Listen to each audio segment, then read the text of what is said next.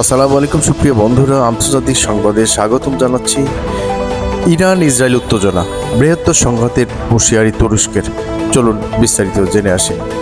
মধ্যপ্রাচ্যের ইরান এবং ইসরায়েল উত্তেজনা বৃহত্তর স্থায়ী সংঘাতে পরিণত হচ্ছে বলে সতর্ক করেছেন তুরস্ক।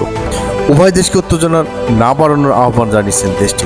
শুক্রবার 9 এপ্রিল বিষয়টি উদ্বেগ জানিয়ে তুরস্কের পররাষ্ট্র মন্ত্রণালয় এবং এই আহ্বান জানান। মন্ত্রণালয় বলেছে, চলমান উত্তেজনা বৃহত্তর সংঘাতে ঘটতে পারে বলে ধারণ করা হচ্ছে। বিবৃতিতে মন্ত্রণালয় বলছে, সর্বশেষ পরিস্থিতি আলোকে চলমান উত্তেজনা স্থায়ী সংঘাতে পরিণত হচ্ছে। দামেস্কে ইরানি দূতাবাস ইসরায়েলের বেআইনি হামলার মাধ্যমে এই উত্তেজনা সূচনা হয়েছে।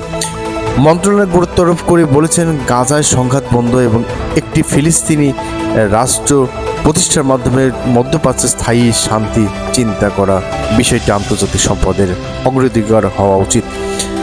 ইরানের এই পশ্চিম অঞ্চলে ইস্পাহান শহরের শুক্রবার সকালে বিস্ফোরণ ঘটনা ঘটেছে। এটাকে ইসরায়েলি ক্ষেপণাস্ত্র হামলা বলে উল্লেখ করা হয়েছে একাধিক আন্তর্জাতিক গণমাধ্যম, তবে ইরান এটিকে ইসরায়েলি হামলা বলেননি। সর্বশেষ এটাই ছিল তুরস্কের বিশেষ হুঁশিয়ারি বার্তা। সুপ্রিয় বন্ধুরা, এই পর্যন্ত রাখছি। আসসালামু আলাইকুম।